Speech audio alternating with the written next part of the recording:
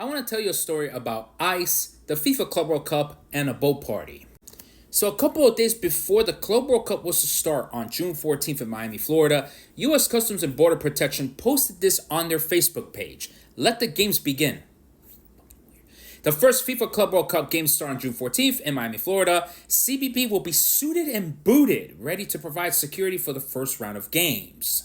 Of course, many of us in the immigrant community sounded the alarm because we had never seen this type of post from this organization regarding a sporting event before. Now, I was aware that U.S. Customs and Border Protection was going to be present at the FIFA Club World Cup because this event is considered a National Special Security Event Level 1, which means that all agencies of the federal government are going to be involved in the security of said event. Just in case, shit goes down and, everyone's got to respond, that's why they're all there. But never before has CBP been this overt about announcing their presence. Then came the warning by ICE, which is under CBP, that they warned attendees to carry proof of their legal status. And this was reported by NBC6 of Miami. And so those of us in the immigrant community sounded the alarm because we had never had dealt with immigration doing enforcement activity at a soccer game. Of course, not to mention the fact that ICE didn't tell anybody how they were going to do said enforcement of legal status. So in effect, all of us would have had our paperwork checked. So that was happening between June 8th, June 9th, June 10th.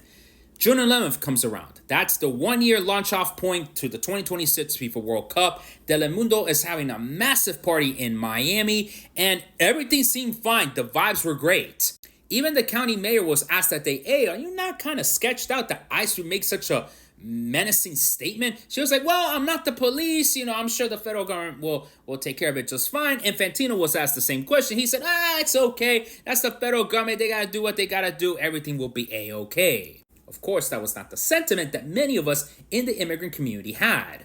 So then this boat party happens and, we really didn't hear too much of it until later that night.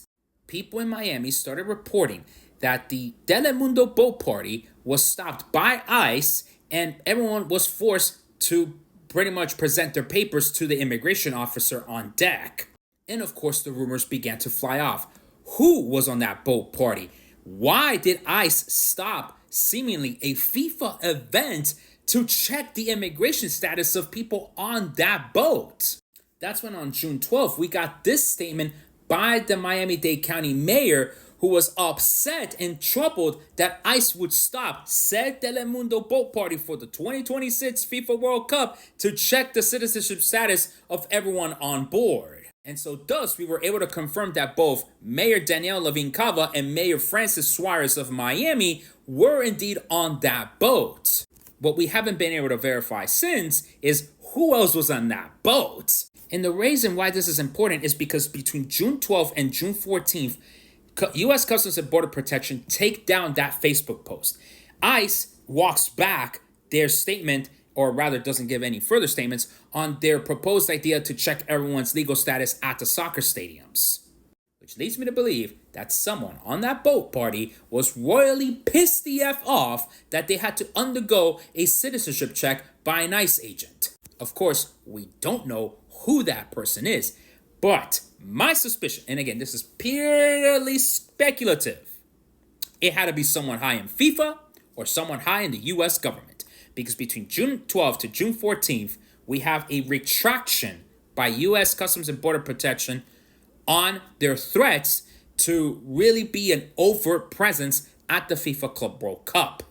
And thus, even though they have been present at the Club World Cup games, because again, this is a national security event level 1 type of event, they have not been doing any enforcement, which of course is to the benefit of our community, both the Latino immigrant community and the soccer community as a whole. Now, could they try to pull off a similar stunt next summer? Of course. But that's why it's up to us to be vigilant as to the actions of this organization, especially since now they've been given $170 billion to operate with. Of course, we hope that this does not repeat. I know that's a lot to ask for at these times. But that must have been one hell of a phone call between somebody at FIFA or someone from that boat to the White House, because that's why we haven't had any immigration enforcement during the FIFA Club World Cup.